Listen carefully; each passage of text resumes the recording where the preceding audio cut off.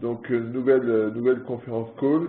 On va parler de l'Europe, parce qu'il se passe des choses quand même en Europe et qui ne sont pas désagréables. Et puis, on parlera des recommandations de la Commission européenne, avec en contrepoint les remarques de François Hollande et d'Angela Merkel le même jour, et qui contrebalance un petit peu la problématique, le pouvoir de la Commission européenne. On en reparlera tout à l'heure, c'est un élément intéressant. Juste un point d'introduction. D'abord, je voulais je le dis parce que je suis assez content. Et pour ceux qui, je sais qu'il y en a un certain nombre d'entre vous qui me suivaient sur le blog. Vous savez que c'est un blog qui a démarré à la mi-mars, et nous avons passé ce matin le seuil des 20 000 clics. Donc ça marche plutôt bien, et je voulais remercier ceux d'entre vous qui êtes de l'autre côté de l'appareil, si je puis dire, qui êtes des lecteurs attentifs. Et donc voilà, c'est un mode de communication qui fonctionne bien, me semble-t-il. Et ce qui est amusant et intéressant quand on communique de la sorte, il y a des interlocuteurs un peu partout dans le monde, beaucoup en France, mais aussi en Angleterre, au Sénégal, en Argentine, à Hong Kong, en Chine ou ailleurs. En Chine, non. Au Japon, en Corée. Voilà, et je trouve ça assez amusant. Donc on va continuer, bien sûr, et puis il y a encore pas mal de choses à exploiter. J'ai de nouvelles idées pour développer d'autres choses. Donc voilà, je voulais vous tenir au courant, parce que je sais que un certain nombre d'entre vous sont abonnés à ce blog, et voilà, c'était quelques éléments sur cette question. Alors, revenons à la problématique conjoncturelle. Alors, on va parler de l'Europe. Pourquoi? On le verra tout à l'heure, mais je voudrais donner quand même une vision un petit peu dynamique dès le départ. Ce qui me plaît bien dans la problématique européenne, dans les enquêtes qui sont sorties hier sur le secteur manufacturier, c'est qu'on perçoit une accélération des échanges au sein de la zone euro. Et en d'autres termes, quand on regarde la dynamique des commandes à l'exportation, on a quelque chose de fort, que ce soit en Espagne, que ce soit en Italie, et même dans les autres pays, on sent des signaux plus positifs. Et généralement, dans le passé, ces signaux ont été cohérents avec une reprise de l'activité. C'est en cela que la situation me paraît intéressante en ce moment.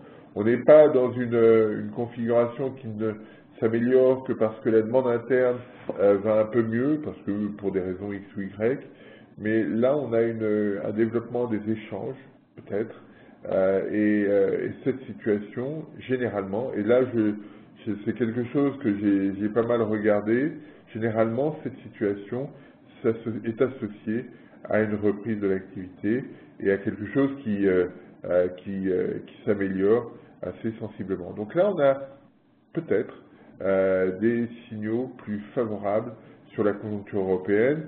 Je mets un peu d'emphase dessus parce que ça fait très longtemps que j'ai pas évoqué des choses aussi positives sur la zone euro, et ça me paraissait intéressant. Alors on va venir dessus tout à l'heure, mais voilà, c'est le premier élément que je voulais évoquer. Mais on va commencer par une vision un petit peu globale de la conjoncture, hein, à travers les indicateurs qui sont sortis hier. Alors, qu'est-ce qui est intéressant ici? Vous avez 7 indicateurs qui représentent dans le secteur manufacturier soit l'économie mondiale en rouge, soit les grandes régions des États-Unis à la zone euro, en passant par les BRICS, etc. Ce qui est intéressant dans le graphique, parce que on m'a dit il est un petit peu compliqué à lire, il est pas facile. En fait, ce qui est intéressant, c'est d'avoir une vision un petit peu globale. On va prendre quelque chose de rouge comme ça, de bleu plutôt. Voilà, hop. Et je teste, hein. Non, c'est pas celui-là que je voulais. C'est celui-là. Voilà. Si on regarde ce graphique, en fait, la tendance, elle a cette forme-là. Et c'est ça qui m'intéresse aujourd'hui.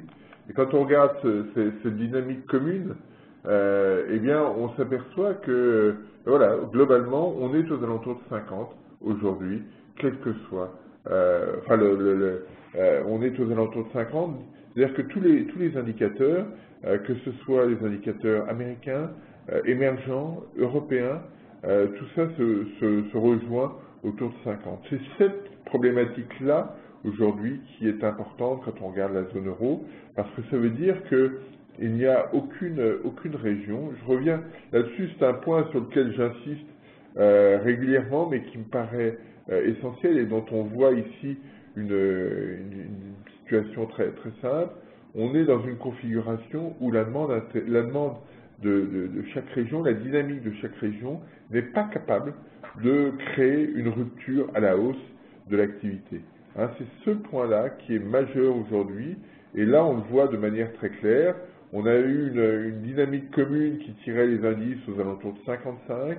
Aujourd'hui, la dynamique commune est faible, elle s'organise autour de 50, avec des signaux parfois un peu plus positifs. C'est le cas de l'indicateur PMI USA, par exemple. Hein, on distingue bien l'indicateur PMI USA, l'indicateur ISM USA.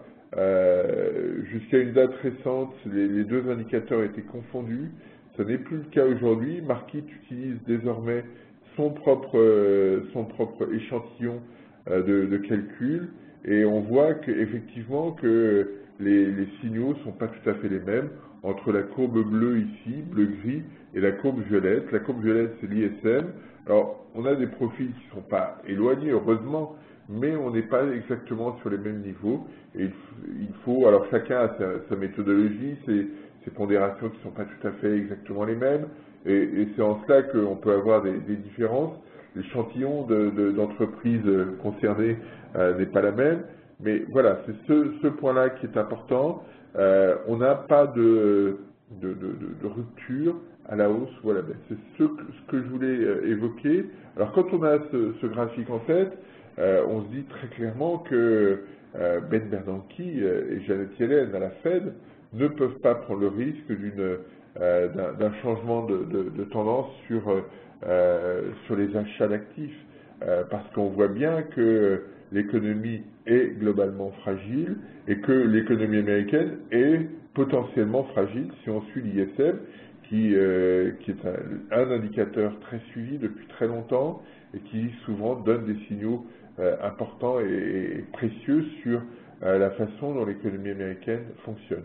Alors on verra tout à l'heure pourquoi il a rebaissé comme ça, mais c'est un point majeur, et que durcir le ton sur la politique monétaire aujourd'hui, c'est prendre le risque de fragiliser l'économie américaine qui ne supporterait peut-être pas ce choc. C'est cette interrogation, hein, on l'a déjà évoqué.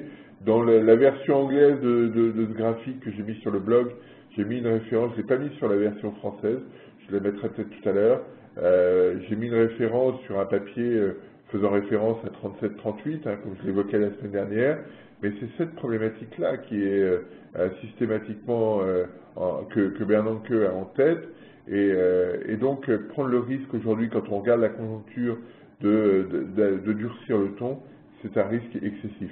Autre point, ce ralentissement perçu à travers les indicateurs de conjoncture américains devrait permettre un relâchement des taux d'intérêt américains, parce qu'il n'y a pas de raison spontanément que les taux remontent comme ils l'ont fait la semaine dernière. Alors la semaine dernière, on pouvait imaginer effectivement une situation plus favorable du côté des ménages. On a eu des indicateurs de confiance qui étaient mieux orientés, un peu plus d'optimisme, mais là on a un peu une douche froide quand même sur cet indicateur ISM, et on aura demain après-midi les indicateurs PMI des services, ISM des services, et il sera intéressant d'observer, parce que dans les estimations flash sur la France, sur l'Allemagne par exemple, les services sont beaucoup plus fragiles que le secteur manufacturier. Donc voilà, c'est tous ces éléments qu'il faut avoir à l'esprit. Ce qu'on constate aussi, c'est que l'indicateur BRIC, en vert, est passé sous le seuil de 50. L'économie chinoise a reculé. Hein, l'indicateur, on le verra tout à l'heure, est passé à 49,2. L'indicateur indien, qui était très robuste, s'est effondré. On est à 50,1 au mois de mai. Et le Brésil et la Russie ne sont pas suffisamment forts, parce que l'indicateur que je calcule ici est un indicateur pondéré, donc je pondère chaque pays par le poids de son PIB, et la Russie et le Brésil ne sont pas suffisamment importants pour avoir un effet d'entraînement fort, et donc là, voilà, les émergents pénalisent l'activité aujourd'hui sur l'économie globale. Et puis, deux points positifs, le Japon en orange et le Royaume-Uni en marron. Les deux sont pour le deuxième mois consécutif pour l'Angleterre, pour le troisième mois pour le Japon, au-dessus du seuil de 50. Donc on a quelque chose là qui a tendance à s'améliorer, tant mieux. Hein, on ne va pas gâcher notre plaisir, même si j'ai un petit doute sur l'Angleterre, mais on a par ailleurs les indicateurs de confiance des ménages qui rebondissent aussi. Donc la situation est peut-être en train d'évoluer au Royaume-Uni après une longue période de situation conjoncturelle assez fragile. Donc voilà, ça c'est le premier élément que je voulais évoquer. Il y a des marges pour les banques centrales d'être durablement accommodantes au regard de ce graphique, et surtout la Fed doit rester très accommodante parce que clairement la situation conjoncturelle reste fragile. Si on regarde l'Asie, juste trois, on ne va pas y passer un quart d'heure, mais voilà, on est autour de 50, et vous voyez, le Taïwan qui baisse de façon significative, la Chine qui est ici. Finalement, les seuls indicateurs qui tiennent le coup, c'est l'indicateur officiel chinois, en vert ici, qui est très dépendant des commandes publiques, et l'indicateur bleu du Japon. On reste sur la même logique. Alors, on verra tout à l'heure que les indicateurs japonais se redressent, notamment sur la production industrielle, mais il y a toujours une grande fragilité sur le marché boursier. On va dissocier les deux. Hein. Pour l'instant, on est sur la problématique macro, et ce qui apparaît très clairement, c'est que la dynamique qui est observée aujourd'hui est une dynamique plutôt robuste.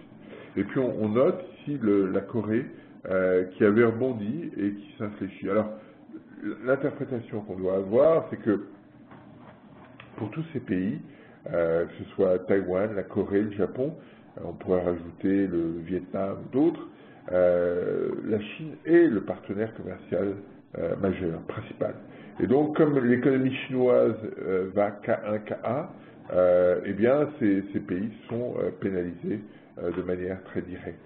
Hein, quand on regarde Taïwan ou la Corée, eh bien, il y a une cohérence d'évolution entre les deux pays, et une cohérence avec parfois un peu de retard d'évolution par rapport à la Chine. Il y a une dépendance très forte, et quand on regarde la structure des exportations taïwanaises ou coréennes, on voit une très grande dépendance aux achats chinois. Alors bien sûr, ce sont des achats qui vont faire de la transformation pour être ensuite réexportés vers les États-Unis, par exemple, mais il n'empêche qu'il y a la structure de production locale s'est transformée, s'est modifiée de façon très profonde pour aujourd'hui être très dépendante de la Chine. Et la question qu'on doit se poser, c'est que si on a effectivement cette configuration, quand on regarde, si on fait l'hypothèse que la Chine, rééquilibrant sa croissance, ne va pas retrouver très vite, très rapidement, une progression d'activité très rapide, très robuste, je ne suis pas sûr qu'elle le souhaite. Hein. Il y a, je ne sais pas si vous avez lu, mais un commentaire intéressant de Pierre-Olivier Beffy d'Exane, qui revient de Chine et qui dit très clairement aujourd'hui le gouvernement chinois souhaite rééquilibrer davantage vers un peu plus de social le modèle chinois, et Et là, on a une situation intéressante. Ça veut dire qu'on va construire en Chine un certain nombre d'institutions pour faciliter la situation de chacun des Chinois. Ça prendra du temps, ça prendra des ressources. Et pendant cette période-là, on aura de la croissance, mais pas forcément une croissance explosive. Surtout si l'économie américaine reste sur une croissance modérée. Hein. C'est la différence, si on voulait faire un parallèle entre l'Europe des années 50 et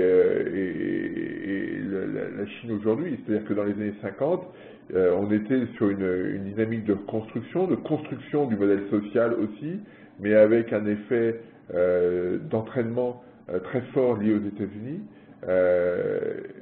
Dans les années 2003-2007, ça a joué de la même façon en Chine. Hein, les États-Unis ont joué le rôle d'attracteur, mais aujourd'hui, les États-Unis ne jouent plus ce rôle, et donc c'est un petit peu plus compliqué probablement pour l'économie chinoise. Mais c'est cette dynamique-là qu'il faut avoir à l'esprit. Et donc, si effectivement la croissance est durablement lente en Chine, c'est-à-dire une croissance aux alentours de 8%, et je rappelle que le FMI a révisé à la baisse ses prévisions de croissance à 7,75 pour 2013, si on reste dans cette logique-là, la question est de savoir si effectivement les Coréens, les Taïwanais ou d'autres n'auraient pas intérêt à copier le modèle japonais, c'est-à-dire à faire de telle sorte que leur monnaie se déprécie. C'est une question sur lesquelles les Coréens, notamment, sur lesquels je suis en train de travailler, sont assez prudents et assez peu disers.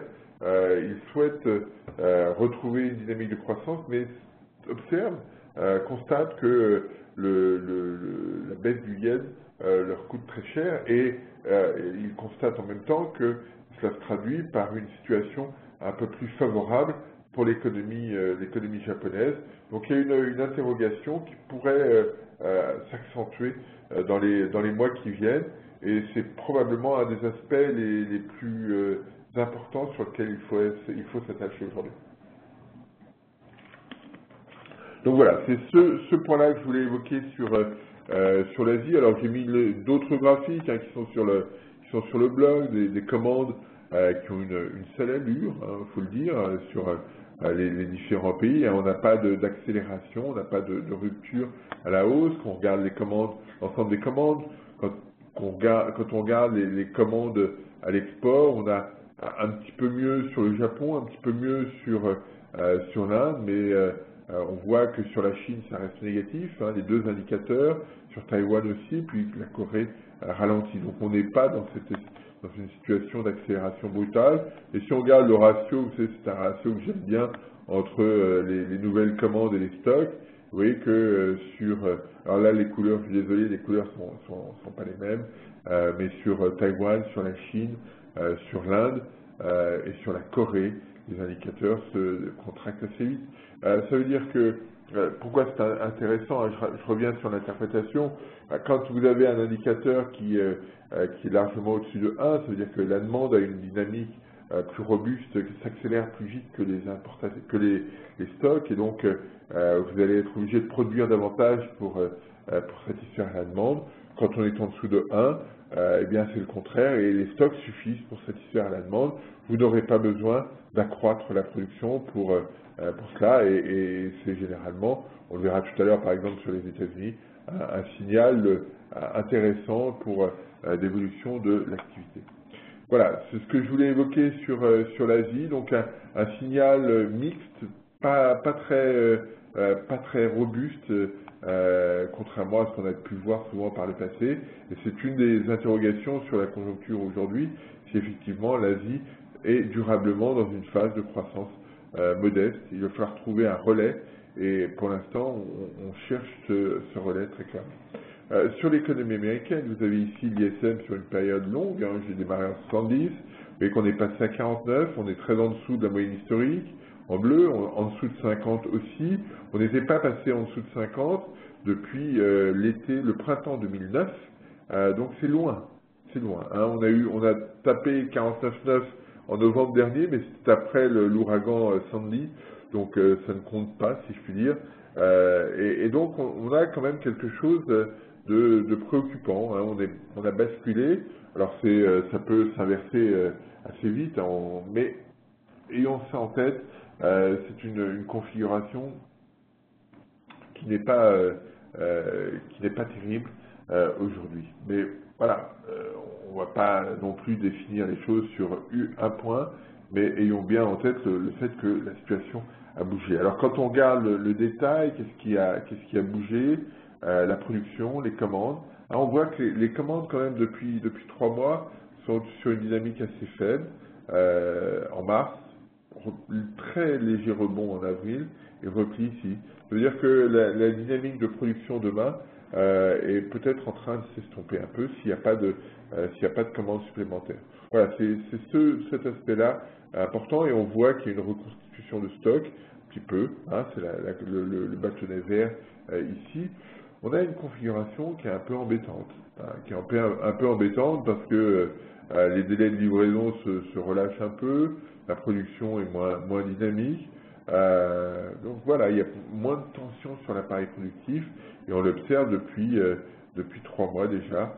C'est un aspect qu'il faut avoir à l'esprit aujourd'hui. Et quand on regarde ici le ratio nouvelles commandes sur stock, hein, celui que j'évoquais tout à l'heure sur l'Asie, eh bien on est à l'unité au mois de mai.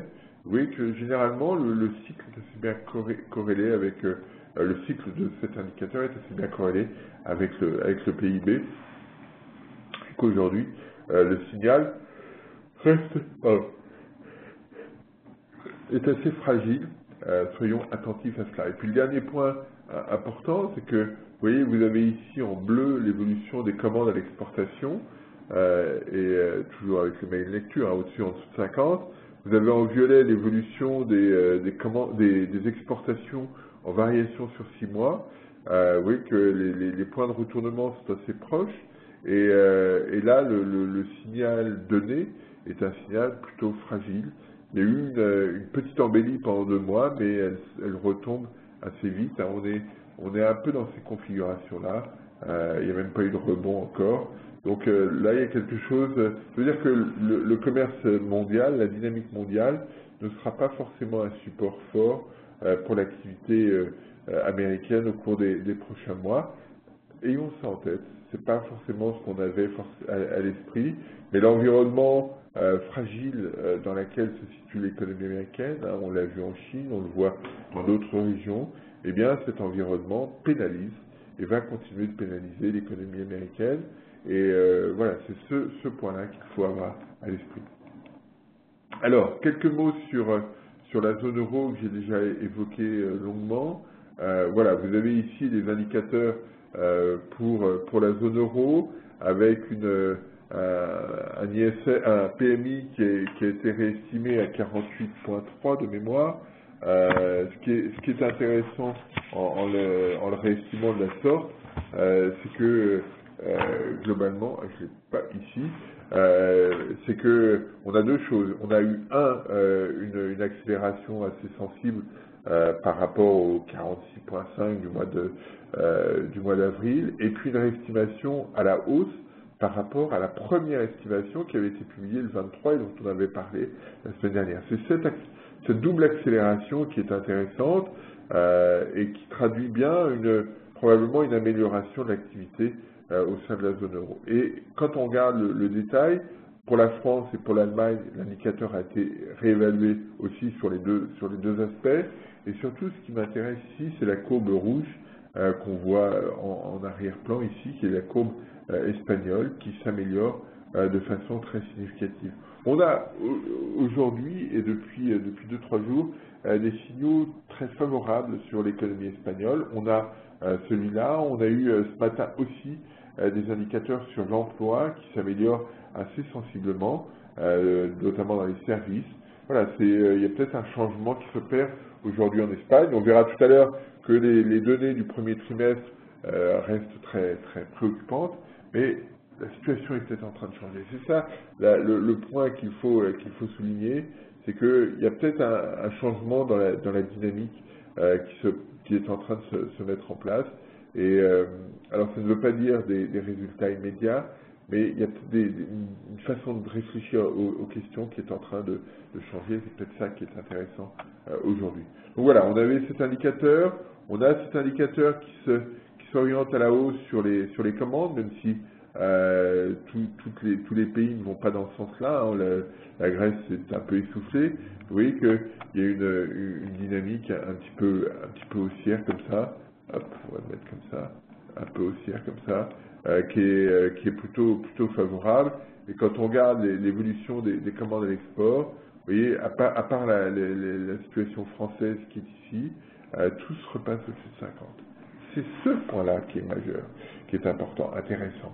Parce que globalement, comme on sait que tous les pays de la zone euro commercent principalement avec les pays de la zone euro, ça veut dire que la situation est en train de bouger au sein des pays européens et que cette amélioration pourrait être un signal très favorable pour l'ensemble de l'économie de la zone euro.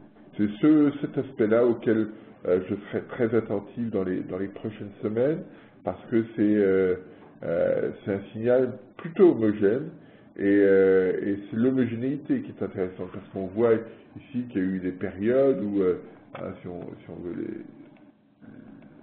regarder un petit peu, on va les mettre en bleu comme ça. Hein, sur cette période-là, il y a eu une amélioration aussi, mais elle n'était pas homogène. Hein. L'Allemagne était ici, enfin bref, on n'était pas sur quelque chose de très robuste. Là, on a une situation où tout le monde voit sa configuration s'améliorer. La France et l'Espagne et la Grèce, pardon, étant un peu en retrait. C'est cette dimension-là. C'est vraiment par observation de ce qui s'est passé dans les années 80-90 que j'évoque cette question, même 2000. C'est cette homogénéité, cette concordance de la reprise qui est très favorable. Alors ça va prendre du temps, on est sur le secteur manufacturier, mais c'est un facteur important. Voilà, c'est cet aspect-là que je voulais évoquer. Et quand on regarde ici l'indicateur des commandes sur stock, hein, c'est un graphique que je vous présente très souvent et que j'aime bien, mais on voit il y a eu une réévaluation à la hausse. On a quelque chose qui donne qui prend du sens et c'est ça qui est intéressant aujourd'hui. Voilà, c'est ce que je voulais évoquer sur les commandes, enfin sur les enquêtes qui ont été publiées hier. Signaux fragiles aux États-Unis, signaux fragiles en Asie, pardon, mais renouveau en Europe. Et c'est plutôt intéressant, même si on constate bien que si les autres restent fragiles, on aura du mal à devenir très, très robuste. Mais on peut avoir une dynamique un petit peu plus autonome en Europe. C'est ce point-là qu'on garde à l'esprit. Alors, on a eu la semaine dernière une révision à la baisse du PIB américain. Alors, j'ai remis ici, hein, la révision était modeste. Hein, on est passé de 2,5 à 2,4 avec une révision à la hausse de la consommation des ménages, une révision à la hausse des importations et une révision à la baisse de la contribution des stocks. Hein. C'est des ajustements habituels, hein. Il n'y a pas de drame, il n'y a pas de situation dramatique. Juste un point que je voulais souligner, j'aurais dû le mettre ici en graphique, mais j'ai oublié. Vous savez que c'est un point que j'ai souligné dans l'hebdo et qui donne une autre allure à l'activité. Vous savez qu'il y a deux mesures possibles du PIB, soit vous le mesurez à travers les postes de demande, la consommation, l'investissement, etc. Et soit vous le mesurez à travers les revenus, hein, puisque derrière chaque activité, il y a des revenus. Et si vous mesurez l'ensemble des revenus, vous devez obtenir le même PIB. Mais il y a parfois des écarts parce que les statistiques sont pas toutes concordantes exactement au même moment, surtout quand on les construit. Après, ça se régule, mais sur le moment. Et ce qui est observé, c'est que si effectivement sur le premier trimestre, les chiffres sont assez proches, hein, j'insiste là-dessus parce que avec la deuxième publication du PIB américain, on a le détail des revenus et le PIB mesuré par les revenus, eh bien, s'il avait la même progression au premier trimestre, à 2,4, a une progression bien supérieure au dernier trimestre 2012, ça veut dire et se cale à un niveau un peu plus élevé que le PIB tel que mesuré par les dépenses. Et ce que je veux signaler ici, simplement, c'est que en tendance, on est sur les mêmes niveaux. À court terme, on peut avoir des différences, et cette différence peut se traduire, indiquer que finalement l'économie américaine est dans une situation un petit peu meilleure que celle que mesure le PIB par la mesure des dépenses. Voilà, c'est cet aspect-là que je voulais souligner, parce que les revenus ont augmenté de façon plus importante que ce qui était observé. Alors, j'ai une question. Que penser de l'introduction des R&D dans les calculs du PIB américain? Quel est l'impact du nouveau modèle de calcul sur le PIB? Alors, pour l'instant, effectivement, il y a des mesures, un changement de mesure. J'ai pas regardé dans le détail encore. C'est pas encore. Ça va arriver pour le troisième trimestre. J'ai pas encore regardé dans le détail, mais effectivement, la prise en charge la prise en compte plutôt d'un certain nombre de dépenses de recherche vont être, de royalties aussi vont être inclus dans la mesure du PIB. Globalement, ça peut, je ne sais pas comment ça va être fait, mais il y aura une rétropolation. Donc ça va donner probablement un niveau de PIB un peu plus élevé. Je suis pas sûr que ça change la dynamique. Hein, en d'autres termes, là où on était à 10, on va peut-être passer à 11 ou 10,5 ou 10,2 ou 10,2. Hein. L'écart n'est pas si important, mais c'est juste pour la mesure. Mais globalement, on va probablement se translater, notamment sur les derniers points, pas ceux qui sont un peu éloignés, parce que ceux qui sont éloignés, on n'a pas forcément toutes les mesures adéquates, mais ça va pas créer une révolution. On va pas découvrir d'un seul coup que l'économie américaine va beaucoup plus vite. On aura certainement, et c'est à mon sens le point qu'il faut avoir en tête, on aura un niveau de PIB qui sera supérieur, pas forcément une dynamique qui sera plus forte, plus marquée, etc. Hein, donc attention aux interprétations à faire, mais je regarderai effectivement au moment où ça sortira, on en discutera un peu avant, mais là c'est pas encore d'actu. Voilà, ça c'est le premier point que je voulais évoquer sur l'économie américaine. Sur le deuxième point, le consommateur aujourd'hui se tient plutôt bien. Ah oui, on était sur une, on va faire un truc un peu, voilà, en vert, hop. Voilà, on était sur une tendance plutôt aux alentours de 2%, hein, on va faire un gros truc comme ça. On est plutôt aujourd'hui sur une situation plus favorable, hein, on est à 3%, un peu plus de 3%, 3,5% de progression. Donc c'est quelque chose de robuste. Et ce qui a tiré les ménages là-dessus, c'est ce qui a joué favorablement, c'est probablement une dynamique de revenus qui est un peu plus forte, mais on va le voir après, c'est pas aussi simple que ça. Mais c'est surtout qu'on est dans une phase de désinflation forte aux États-Unis. Hein, les chiffres du mois d'avril, j'ai pas mis en graphe ici, mais le core inflation là, aux États-Unis est à 0,74, donc c'est faible. Hein, on est sur des niveaux d'inflation sous-jacente très réduites, et donc les ménages ne sentent pas, ne perçoivent pas d'effet inflationniste qui pénaliserait leur pouvoir d'achat. Et ça, c'est quelque chose d'important qui facilite les dépenses. Et cette configuration devrait se retrouver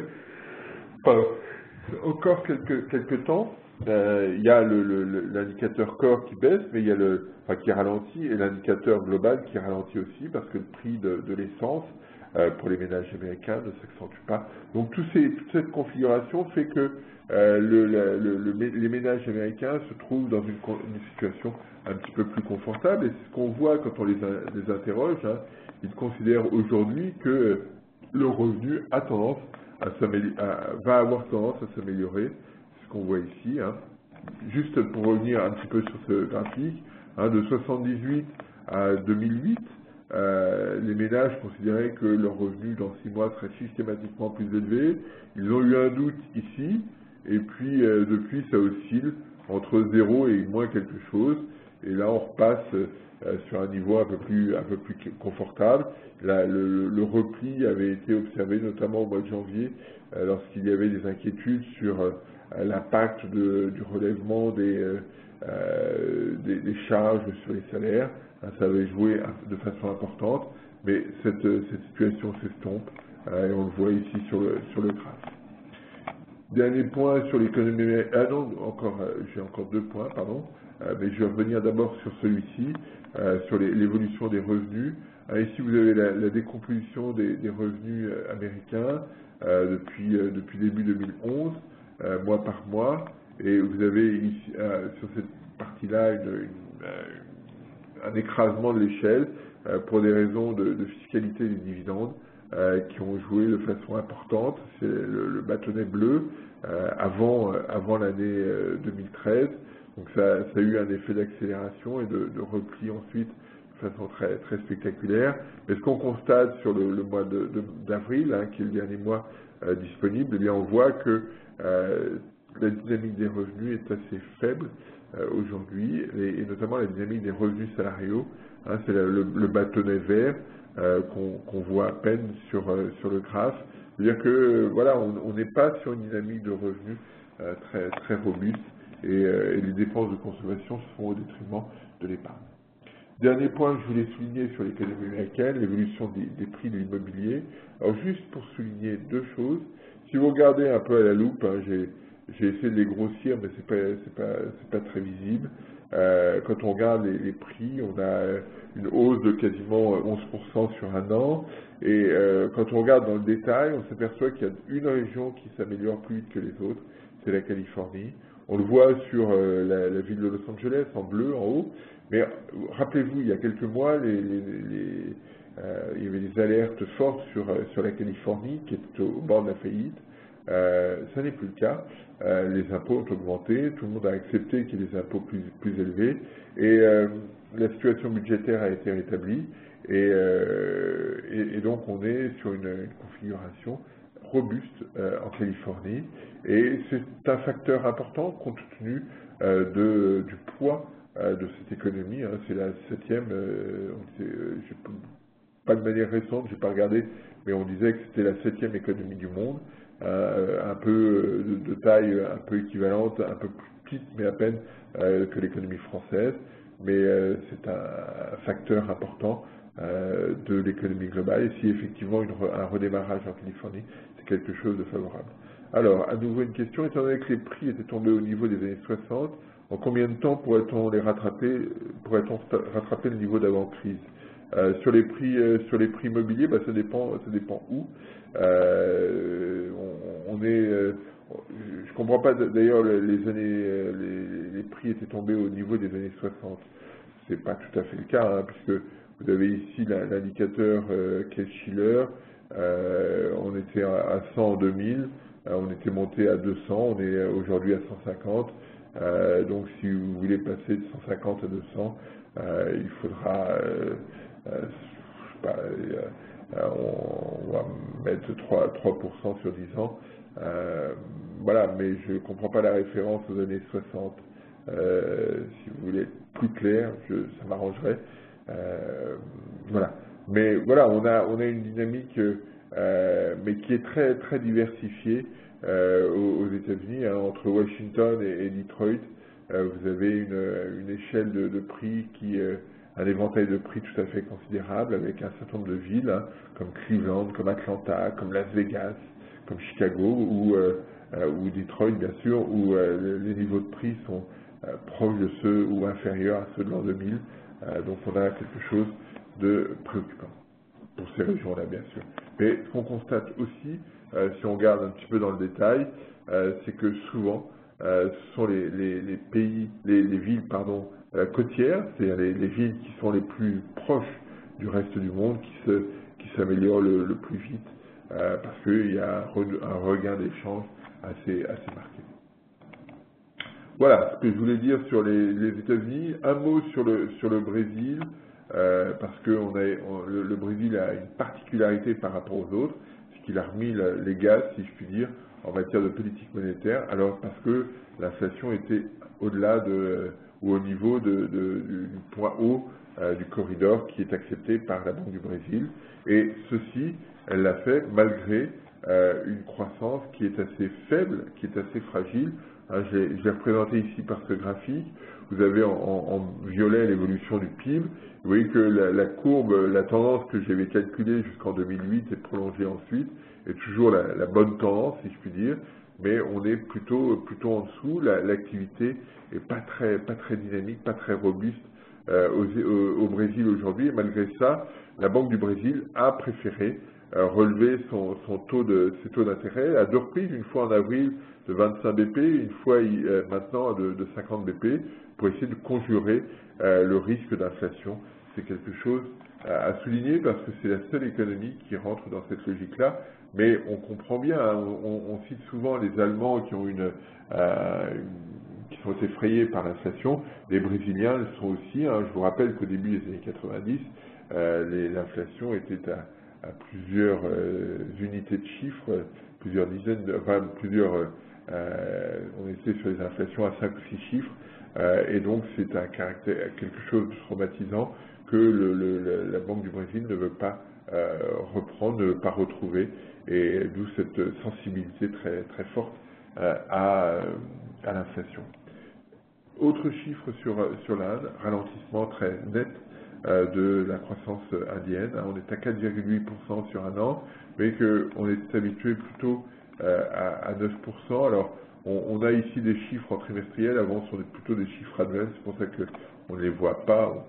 Mais auparavant, depuis la réforme de 91, on était plutôt sur des rythmes compris entre 7 et 9%. On est maintenant sur quelque chose de fragile.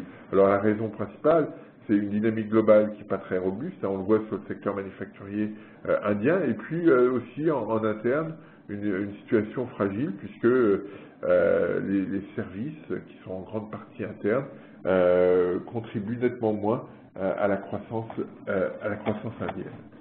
Donc ça donne des marges de manœuvre, très certainement, à la Banque centrale indienne, qui, à mon sens, va continuer de baisser ses taux. Elle est à 7,25 aujourd'hui pour le repo, et comme l'inflation ralentit, elle a des marges pour le faire. Ça doperait le marché intérieur et redonnerait une dynamique un peu plus favorable à l'économie indienne.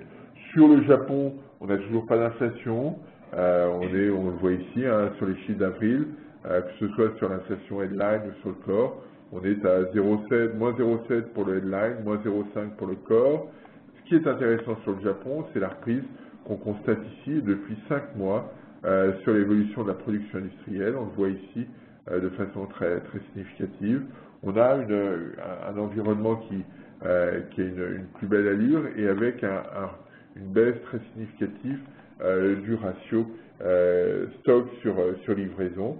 Ça, c'est quelque chose d'important. On a un environnement qui s'améliore assez sensiblement sur l'économie japonaise, un peu dans le prolongement de ce qu'on avait constaté sur les chiffres du PIB du premier trimestre. Voilà. Alors, sur l'Angleterre, je l'évoquais tout à l'heure, une légère amélioration de l'indicateur de confiance. Hein, on revient sur un niveau qu'on avait observé fin 2012 et fin 2011, ou début 2011 plutôt. Donc on a quelque chose d'un peu plus positif sur l'économie britannique, mais les Britanniques, s'ils deviennent un peu plus optimistes, restent quand même très prudents, hein, puisqu'on l'avait vu la semaine dernière, les ventes de détail ne progressent pas, donc la corrélation avec la conso est assez limitée. Remontée de l'inflation en zone euro, 1,4%, les choses se stabilisent après la forte baisse de l'inflation du mois d'avril, donc pas d'inquiétude particulière. Intérêt à l'évolution du taux de chômage en zone euro. J'ai mis ici les deux crises successives qu'on avait eues, celle post-Lehman, crise exogène, les choses se passent en dehors de chez nous et ont un impact fort, crise de la zone euro en bleu, la crise est endogène, elle se passe en zone euro, pénalise la zone euro, et on voit que la pénalité est aujourd'hui extrêmement forte. hein, puisqu'elle est équivalente à celle qu'on a eue après les MAN. Donc on a là la configuration majeure de préoccupation, et on entend partout dire attention au chômage des jeunes. C'est vrai, la problématique est majeure et tout le monde a raison de s'alerter là-dessus, mais globalement, partout, la durée moyenne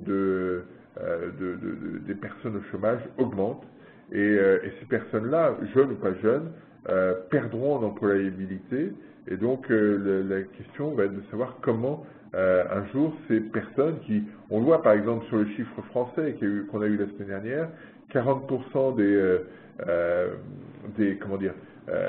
gens qui sont inscrits au chômage le sont depuis plus d'1 an. Et donc vous perdez forcément d'employabilité. J'avais fait un calcul il n'y a pas longtemps sur l'Espagne, on était à 60% de mémoire. Donc on est sur des chiffres qui sont très anciens, très vieux, enfin qui sont très élevés, pardon. Et ces gens-là, qu'ils soient jeunes ou pas jeunes, perdent en employabilité. Et donc ne nous focalisons pas uniquement sur la question des jeunes, même si elle est importante. Autre point, là aussi, retournement peut-être du marché du travail allemand. Vous avez en bleu l'évolution, en violet, pardon, l'évolution de l'indicateur d'emploi dans l'enquête PMI. Vous avez en bleu l'évolution sur 3 mois de l'emploi. Alors on est toujours sur des rythmes positifs, mais on n'est pas dans une phase d'accélération, et c'est une conséquence d'une conjoncture qui reste modeste en Allemagne. Vous avez vu que de ce point de vue-là, le FMI a révisé à 0,3 sa prévision de croissance pour 2013 en Allemagne. C'est aussi notre prévision de croissance. J'ai mis ici, on va le regarder à titre d'illustration parce que le temps passe très vite, qu'en Italie, les indicateurs de confiance restaient extrêmement bas, hein, que ce soit le consommateur en violet, les industriels ou l'ensemble des entreprises. Pour l'instant, il n'y a pas eu de choc de confiance quand on regarde ces indicateurs italiens. Et puis ici, la décomposition en Espagne, j'ai pas mis les contributions parce que j'ai pas eu le temps de refaire le calcul, parce que les indicateurs espagnols sont en indice, donc il faut refaire des petits calculs par ailleurs que je n'ai pas pris le temps de faire, de mettre à jour. Mais il me semblait intéressant de regarder ces profils. Vous avez donc une base 100 au premier semestre 2008, au point haut de l'activité espagnole. Le PIB est ici, à peu près 7-8% de repli par rapport au point haut. La conso est à 10% de repli. Les importations à 21-22%. On évoquait la semaine dernière, où il y a 15 jours, le rééquilibrage de la balance commerciale espagnole. Et bien, vous avez une illustration ici avec une baisse très forte des importations, et puis surtout un repli très marqué de l'investissement. Vous avez ici, alors on n'a plus le détail, l'INE, l'INSEE espagnol ne donne plus le détail entre logement, investissement d'entreprise, etc. Mais quand on regarde les données passées, hein, ça s'arrête au début de l'année 2012, on a des choses qui sont cohérentes avec les unes avec les autres. L'investissement productif chute. Et puis on constate aussi depuis 2011 la baisse des dépenses publiques, hein, en vert tout en haut. Et finalement, il n'y a que les exportations qui vont un petit peu mieux. Mais on a quelque chose de très fragile. Alors, Christian de Madrid me dit as-tu regardé les mesures économiques prises en Espagne par le gouvernement? Non, j'ai pas eu le temps encore de regarder. Je vais le faire très vite parce que je vais le faire même ce soir, parce que demain après-midi, je suis à Barcelone, et probablement que je serai amené à en discuter, et donc je vais regarder ça très très vite. Et je t'en reparle, pour en reparler si tu le souhaites, Christian. Sur la France, 2-3 choses.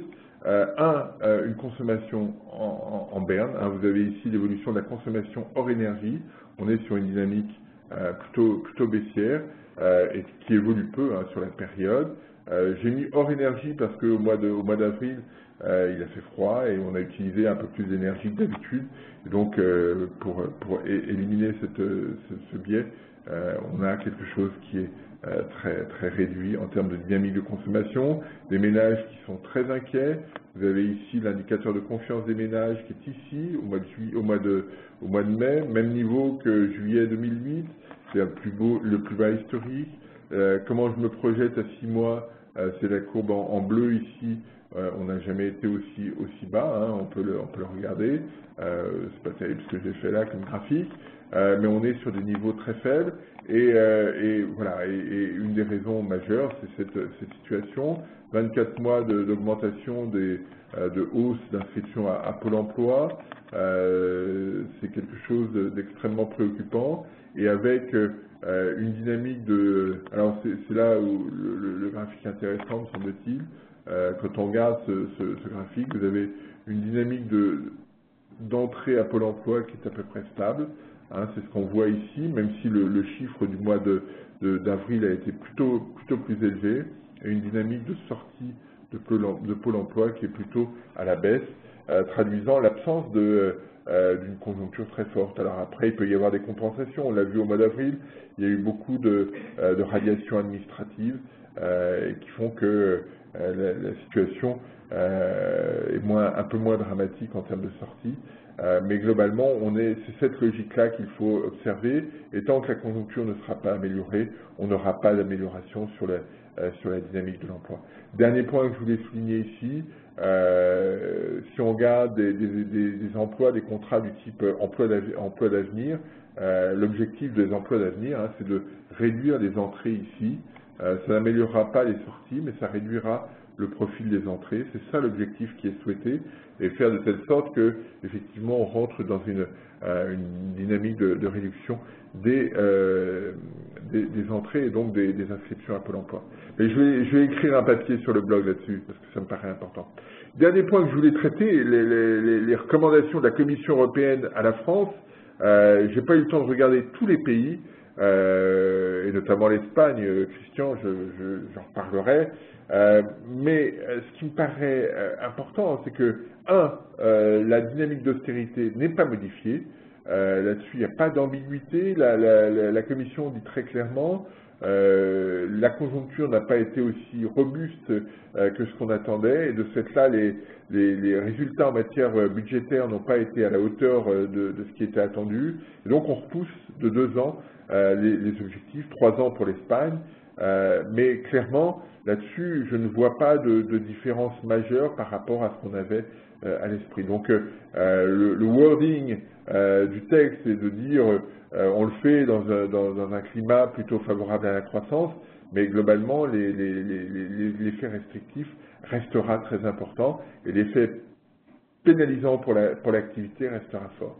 À côté de cela, la Commission européenne dit il faut, et c'est un point qu'on a déjà développé, il faut mettre en place un cadre plus stable sur le plan global, et ça passe notamment par les problématiques du marché du travail, où là la Commission européenne dit il faut rapidement mettre en place les évolutions sur l'accord qui a été signé sur le marché du travail.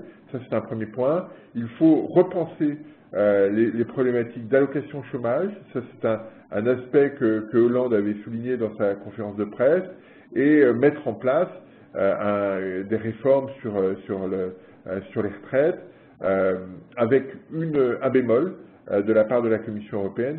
Cette réforme sur les retraites ne doit en aucun cas augmenter le coût salarial, hein, puisque par ailleurs, la Commission européenne met en avant le fait qu'il soit nécessaire d'améliorer la compétitivité, notamment la compétitivité prix de l'économie française. Donc ce n'est pas le moment de renforcer les coûts salariaux.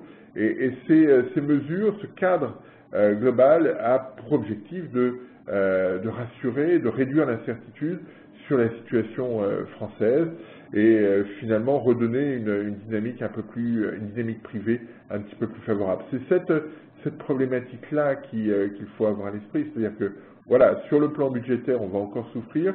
On l'a encore observé hier sur les problématiques de quotient familial, et donc les mesures budgétaires vont être, le budget ne va pas être accommodant, même si il y a 2 ans supplémentaires pour s'ajuster à moins de 3% de déficit.